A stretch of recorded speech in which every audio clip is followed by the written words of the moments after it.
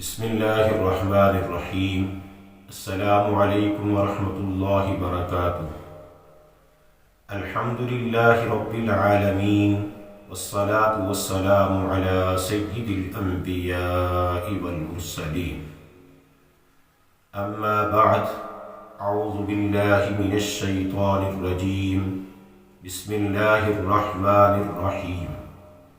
انا نحن نزلنا الذکر وانا له لحافظون، صدق اللہ مولانا العلی العظیم۔ قرآن پاک کی یہ آیت کریمہ جس پر سب کا اتفاق ہے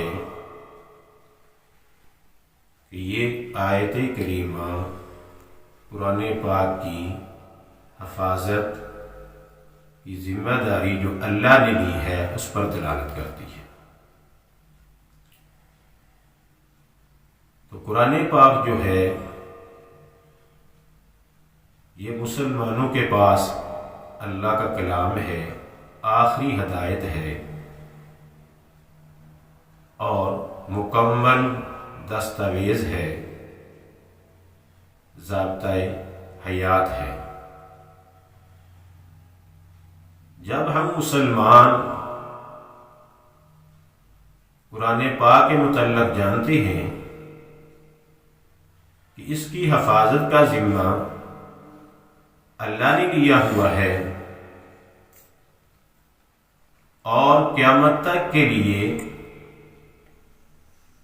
اس کے اندر کسی قسم کی کوئی تحریف نہیں ہو سکتی، کیا ہی اچھا ہوتا کہ ہم قرآن پاک کو اس طرح ہی مانتے جس طرح اللہ تعالیٰ نے حکم دیا ہے۔ اب قرآن پاک کا نام ہم سب لیتے ہیں اور ہمارا دعویٰ بھی یہی ہے کہ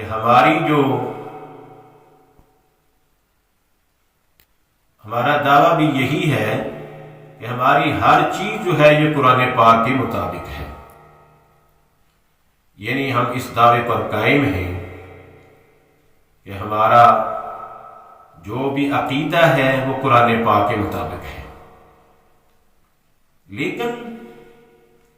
یہ پھر اختلافات کیوں پڑ گئے ہیں؟ کیوں یہ ٹولے بن گئے ہیں اسلام اور قرآن پاک کے نام پر؟ اس کی دو بنیادی وجوہات ہیں۔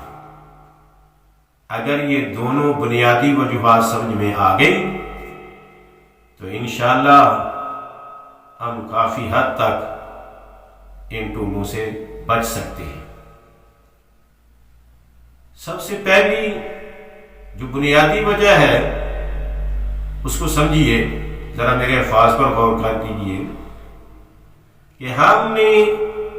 اسلام کو بطور دنیا کے سامنے دنیا بنا کر پیش کیا، یعنی اسلام کو دنیا کے سامنے، مسلمانوں کے سامنے بھی اور دنیا کے سامنے بھی دنیا بنا کر پیش کیا اور اس پر اپنے نظریات قائم کیے۔ حالانکہ اس کے برعکس یہ ہونا چاہیے تھا کہ دنیا کو اسلام بنا کر پیش کیا جاتا، یعنی اور سادہ الفاظ میں کہتا ہوں کہ دنیا کو دین بنا کر جب ہم پیش کریں گے تو اس کا نتیجہ یہی نکلے گا، اور جب ہم دین کو دنیا بنا کر پیش کریں گے تو پھر ہمارے لیے صراط مستقیم پر چلنا آسان ہوگا۔ یہ سب سے بڑی وجہ ہے۔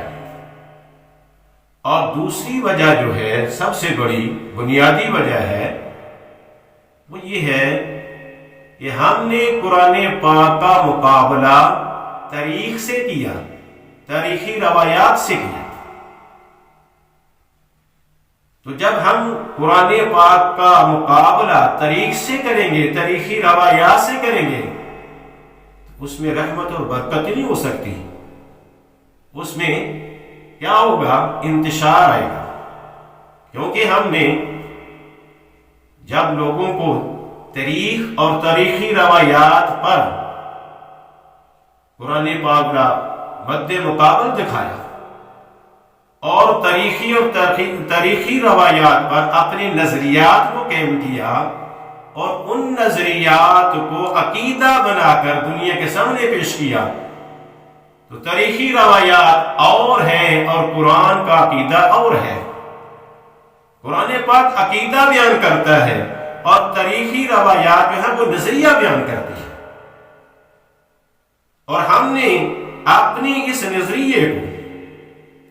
دنیا کے سامنے عقیدہ بنا کر پیش کر دیا، تو جس کی وجہ سے اسلام کے اندر مختلف ٹولے پیدا ہوئے،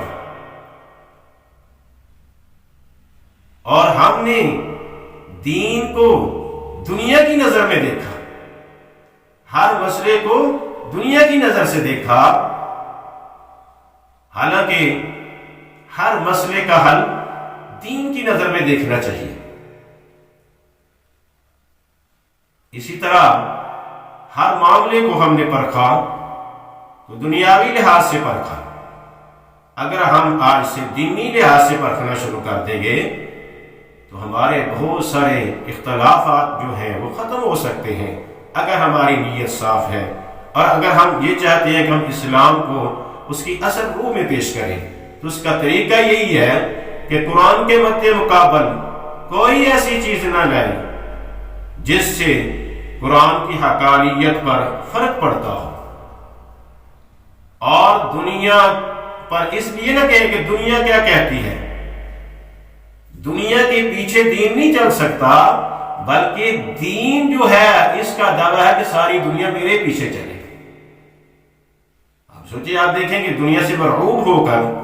آپ یہ بات کہتے ہیں کہ دنیا نہیں مانتی، ہم نے دنیا کے ساتھ چلتا ہے۔ اسلام کا دعویٰ یہ تو نہیں کہ آپ دنیا کے ساتھ مل کر چلیں،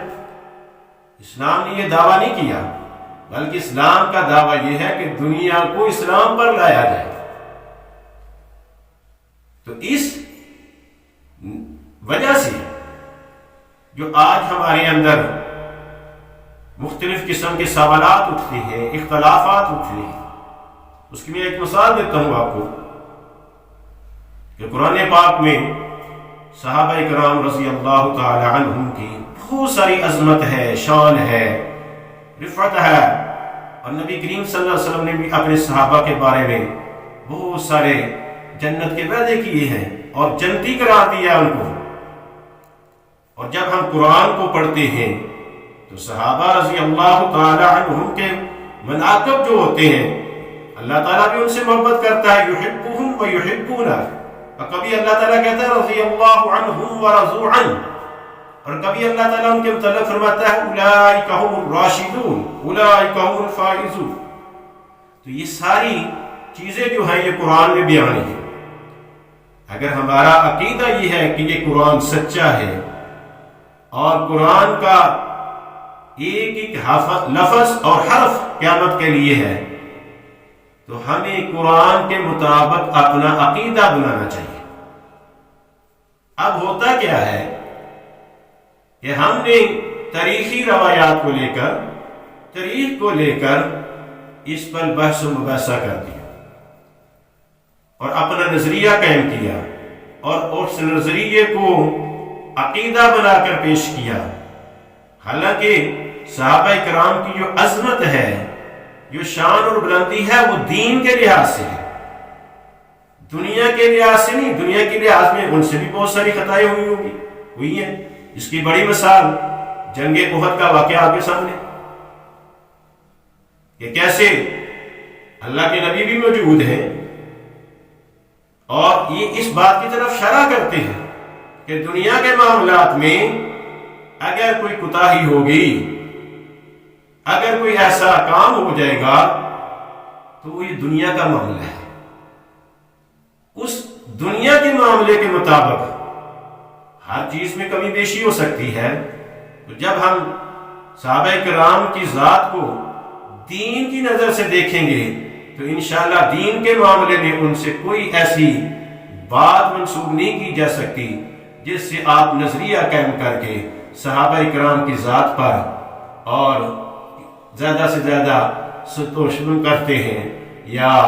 ہم ان کو برا بھلا کہتے ہیں، کیونکہ ہماری نظر دنیا کے معاملات پر ہے، دین کے معاملات پر نہیں۔ تو صحابہ کرام کی ذات جو ہے وہ دین کے مطابق معیار حق کا حیثیت رکھتی ہے، وہ معیار حق ہے دین میں۔ اگر دنیا میں ان سے کوئی ایسی غلطیاں ہوئی ہیں یا خطائیں ہوئی ہیں، وہ دنیا کے لحاظ سے ہے۔ تو اس لیے جب ہم قرآن پاک کو پڑھیں تو قرآن پاک ہم سے مطالبہ یہ کرتا ہے کہ اس پر عقیدہ رکھیں